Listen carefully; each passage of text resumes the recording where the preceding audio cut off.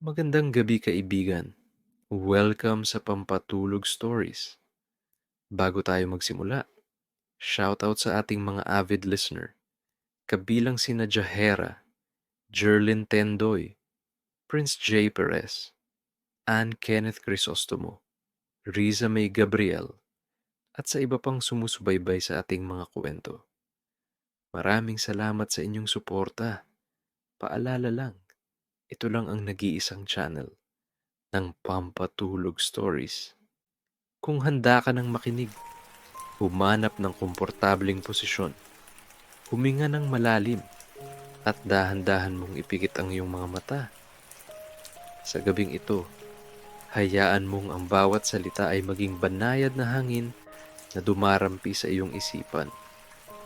Ito ang kwento ng isang simpleng gabi, isang tahimik na gabi, na maaaring magpahinga ang iyong puso at isipan. Galing sa maghapong trabaho si Adrian, isang empleyadong tulad ng marami. May bit-bit na pagod at mga iniisip na di matapos-tapos. Pagbukas ng pinto ng kanyang maliit na condo unit, sinalubong siya ng katahimikan. Walang ingay ng cellphone, walang tumatawag, walang meeting. Tanging ang mahinang ugong ng aircon at ilaw ng syudad sa labas ng bintana ang naroon. Sa wakas, tahimik na, bulong niya sa sarili. Sabay inilapag ang bag sa sofa. Gusto lang ni Adrian ng isang simpleng gabi. Walang trabaho, walang istorbo. Gusto niya lang umupo, magpainit ng tsokolate, at makinig sa mga tunog ng gabi na madalas hindi napapansin. Habang pinapatay niya ang cellphone, napangiti siya. Wala munang email, wala munang tawag. Para bang may sariling oras ngayon ang kanyang maliit na kondo. Matapos mapatay ni Adrian ang kanyang cellphone, dahan-dahan siyang naglakad papunta sa kusina. Tahimik ang paligid, ngunit sa katahimikan, unti-unting naging malinaw sa kanya ang mga maliliit na tunog na dati hindi niya pinapansin. May tik-tik-tik ng orasan sa dingding.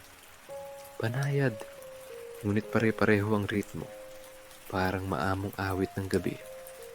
May ng refrigerator na tila ba may sariling himig. At may whoosh ng hangin mula sa maliit na bintana na naiwan niyang bahagyang bukas. Napangiti si Adrian. Sa unang pagkakataon, naramdaman niya kung gaano kasarap ang katahimikan na may kaunting musika mula sa paligid. Hindi ito ingay. Para sa kanya, ito ay mga tunog ng tahanan, tunog ng lugar kung saan siya ligtas at payapa. Habang nagbubuhos siya ng tubig sa maliit na kaserola para painitin, biglang sumagi sa isip niya ang nakakatawang ideya. Kung may sariling buhay, kaya ang mga gamit dito sa kondo, bulong niya, baka nag-uusap ang bentilador at ang orasan tungkol sa akin. Napatawa siya ng mahina.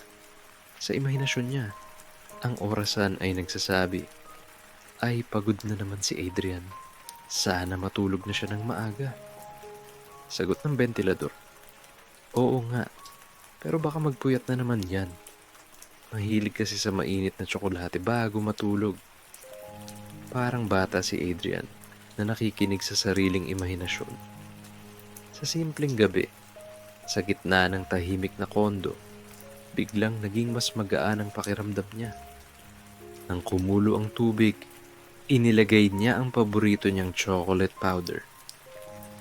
Habang hinahalo ito, naamoy niya ang pamilyar na bango. Matamis, nakaka-relax, parang paanyaya ng gabi na huminga muna at huwag madaliin ang oras. Dala ang mainit na tasa, lumapit siya sa maliit na balcony. Binuksan niya ng kaunti ang pinto at lumabas. Sumalubong sa kanya ang malamig na simoy ng hangin at ang tanawin ng syudad. Mga ilaw sa malalayong gusali, mga kotse sa kalsadang tila maliliit na alitaptap. Doon siya umupo, tahimik lang. Sa labas, may ibang mundo. Abala, maingay, mabilis. Pero dito sa kanyang maliit na kondo, para bang bumagal ang oras. Habang humihigop siya ng tsokolate, nagsimulang pumasok sa isip niya ang mga nangyari nitong mga nakaraang linggo. Trabaho, deadlines, at kung minsan, ang pagkalimot niyang magpahinga at pakinggan ang sarili. Ngayon lang ulit siya nakaramdam ng ganitong katahimikan at para bang gusto niyang i-extend ang gabing ito hanggat maaari. Tahimik pa rin si Adrian habang nakaupo sa kanyang maliit na balkoni. Hawak ang tasa ng mainit na tsokolate. Pinagmamasdan niya ang mga ilaw ng syudad. Mga kumikislap na parang mga bituin na bumaba sa lupa. May mga gusali sa malayo na punong-puno ng ilaw. Pero may ilan ding madilim, tahimik, para bang natutulog na rin. Humigop siya ng kaunti. Sakto ang tamis. Bulong niya sa sarili.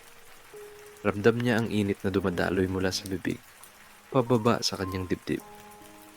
Para bang isang yakap ng gabi na sinasabing, "Okay lang, Adrian. Pahinga ka muna." Biglang, tok tok tok. May kumatok sa pinto. Napatingin si Adrian sa loob. Hindi siya sanay may kumakatok sa ganitong oras.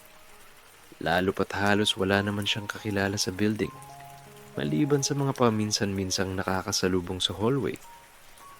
Maingat niyang inilapag ang tasa at naglakad papunta sa pinto.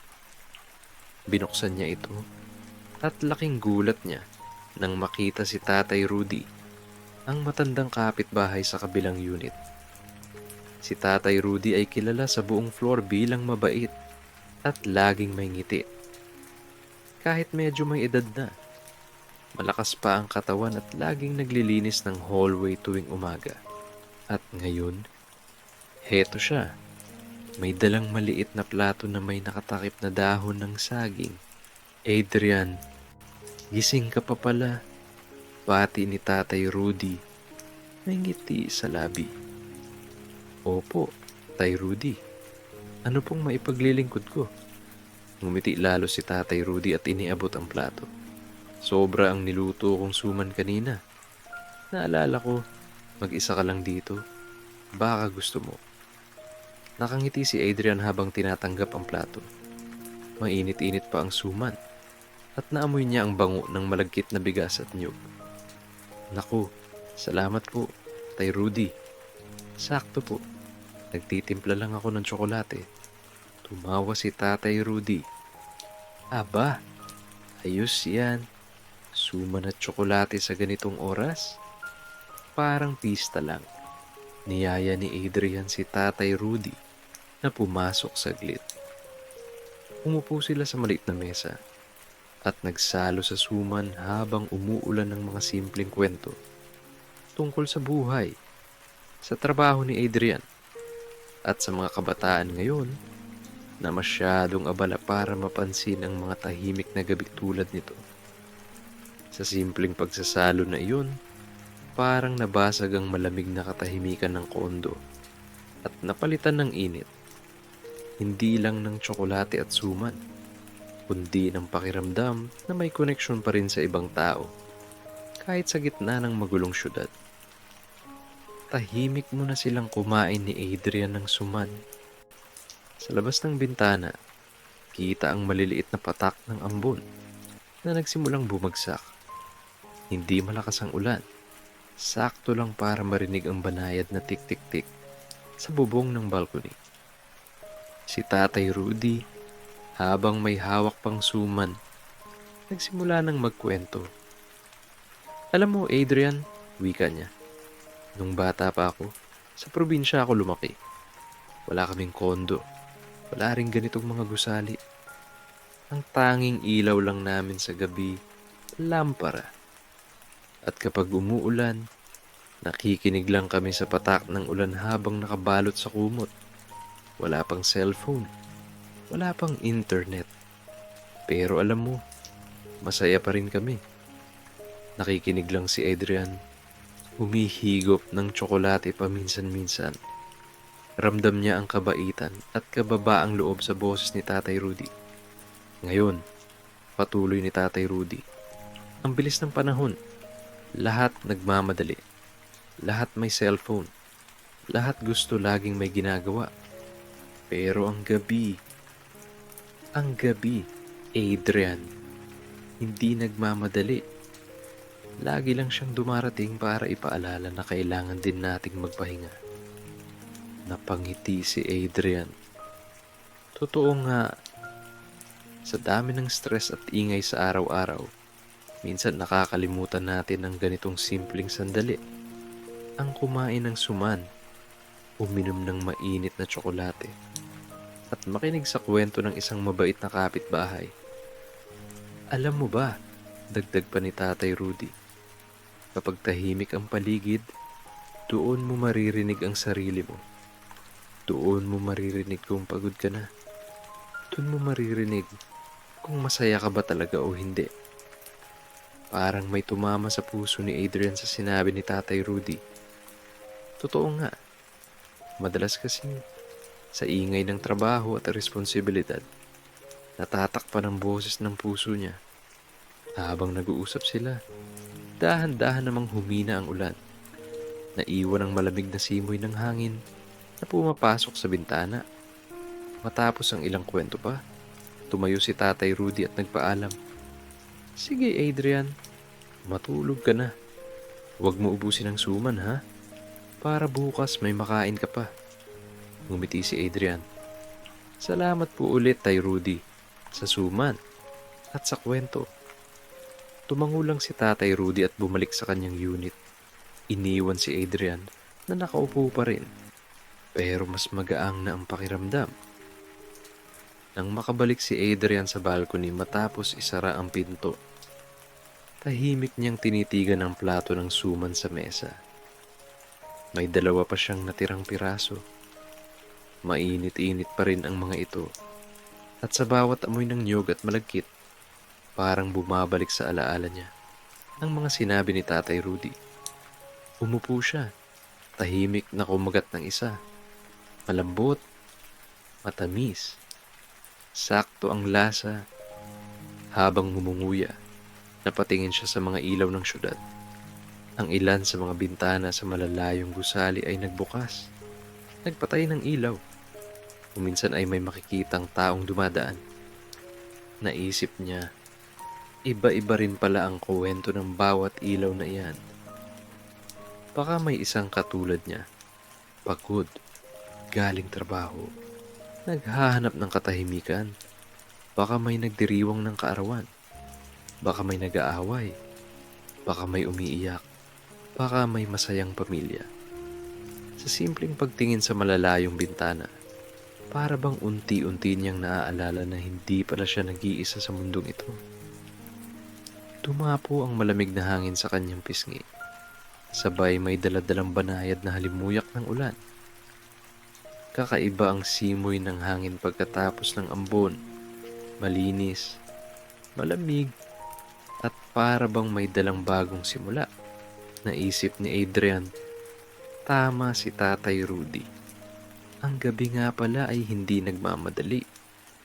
Tumarating lang ito para ipaalala na huminto muna tayo. Humigop siya muli ng tsokolate. Ngayon, hindi na mainit ang inumin. Katamtaman na lang, sakto para sa isang mabagal at payapang gabi. Biglang, sa di kalayuan, narinig niya ang malabong tugtog mula sa radyo ng kapitbahay sa kabilang gusali. Hindi ito malakas, pero sapat para marinig niya. Nakakatuwa, kasi habang ang syudad sa malayo ay puno ng modernong buhay at mga gadget, heto siya ngayon, kumakain ng suman, umiinom ng tsokolate, at nakikinig sa lumang kanta mula sa radyo ng di niya kilala. Sa simpleng eksenang iyon, para bang bumalik siya sa panahong mabagal ang buhay. Tahimik lang si Adrian habang nakikinig sa mahinang tugtog mula sa radyo ng kapitbahay. Hindi niya alam ang pamagat ng kanta, pero malinaw sa kanya na ito'y isang lumang kundiman. Yung tipong naririnig mo lang sa mga lumang pelikula o sa radyo ng mga lolo at lola noon. Habang pinapakinggan niya ang kanta, unti-unting bumalik sa alaala niya ang probinsya kung saan siya lumaki. Yung malalawak na palayan, yung kalsadang mabato, at yung simpleng bahay nila na pawid ang bubong. Naalala niya ang mga gabing nakaupo sila ng kanyang mga magulang sa harap ng bahay habang kumakain ng kakanin. May mga alitap-tap pa noon. Ang tanging ilaw lang ay lampara at ang hangin ay amoy damo at lupa. Napangiti si Adrian. Matagal na pala akong hindi umuwi sa amin, naisip niya. Parang puro trabaho na lang lagi. Humigop siya muli ng tsokolate. Hindi na mainit. Medyo malamig na ito, pero ayos lang. May 2 piraso pang suman sa plato at dahan-dahan niyang kinain ang isa. Hindi niya minamadali. Sa totoo lang, gusto niyang tumagal ang gabing ito. Bawat kagat ng suman at bawat higop ng tsokolate ay parang paalala na hindi kailangang laging nagmamadali. Pwede rin palang mabagal ang takbo ng oras. Pwede rin palang huminto at makinig sa sarili. Habang nakaupo siya, nakikita pa rin niya ang mga ilaw ng syudad. Sa malayo, may kumikislap na pula at asul. Siguro mga sasakyan ng pulis o ambulansya. Pero dito sa taas ng kanyang kondo, ligtas siya. Tahimik, payapa. Sa baba, may iilang kotse na dumaraan. Sa kabilang gusali, may taong naglalaba pa ng damit kahit gabi na. Sa isa pang bintana, may batang nanonood ng TV at sa kabilang banda may nagsi-cellphone. Siguro nakikinig ng pampatulog stories. Parang isang pelikula ang lahat. Isang pelikulang walang maingay na eksena. Walang aksyon. Walang sigawan. Kundi puro simpleng buhay lang ng bawat isa. Huminga ng malalim si Adrian. Ramdam niya ang malamig na hangin na pumapasok sa kanyang dibdib. Ramdam niya rin ang bigat ng pagod na unti-unti nang gumagaan. Sa sarili niya, bumulong siya. Matagal na rin pala. Mula nang naging ganito kabagal at katahimik ang gabi ko. At sa isip niya, nagpasalamat siya sa suman, sa tsokolate, kay Tatay Rudy, sa ulan, at sa gabing ito na tila ba ipinadala para ipaalala sa kanya ang mga bagay na mahalaga pero madalas nakakalimutan. Habang kumakain ng huling piraso ng suman, ramdam ni Adrian ang unti-unting pagbagal ng gabi. Para bang may sariling ritmo ang oras. Hindi na siya hinahabol ng mga email. Hindi na siya kinakalabit ng cellphone. Sa labas, tuluyan nang huminto ang ulan. Ang natira na lang ay ang mga mumunting patak na pumapatak mula sa mga alulod. Nagiiwan ng banayad na tunog na parang kampana ng gabi. Dahan-dahang lumapit si Adrian sa bintana. Binuksan niya ito ng kaunti para pumasok ang malamig na hangin.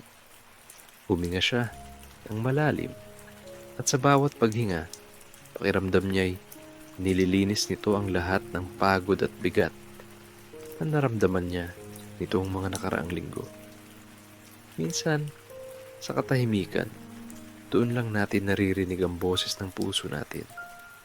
At ngayong gabi, para bang malinaw ang sinasabi nito. Adrian, huminto ka muna. Hindi lahat ng bagay kailangang madaliin. Hindi lahat kailangang isipin ng sabay-sabay. Naupo siya ulit sa balcony.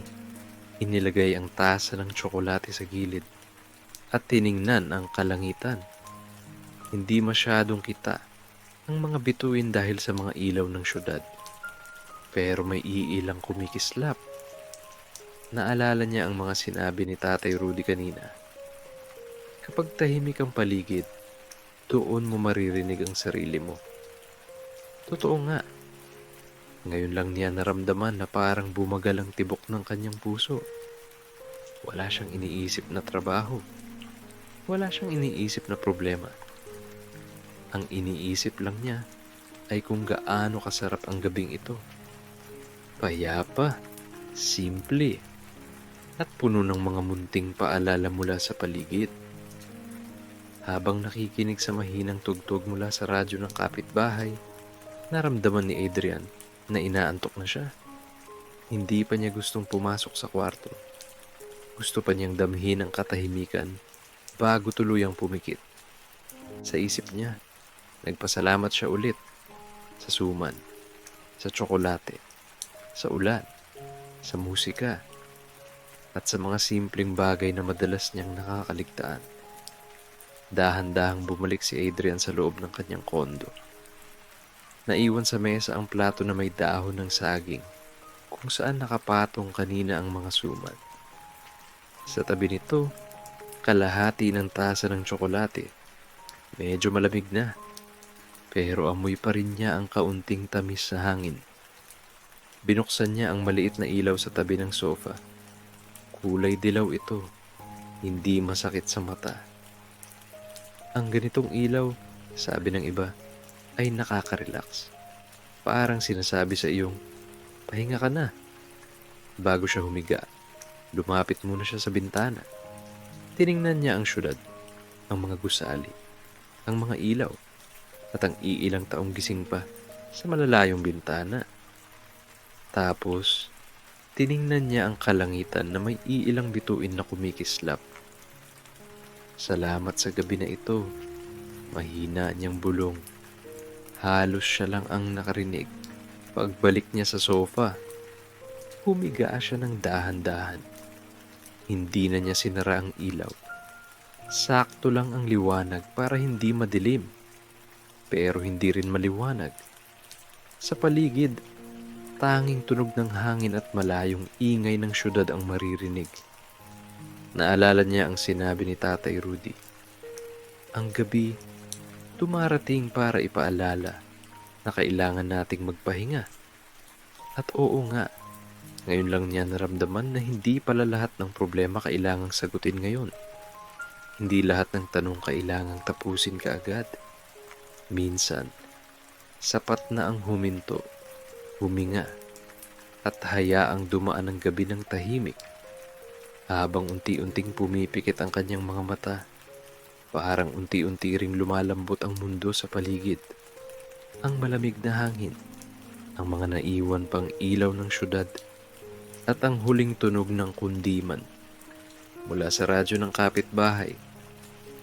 Lahat sila parang nagsasabing, matulog ka na, Adrian.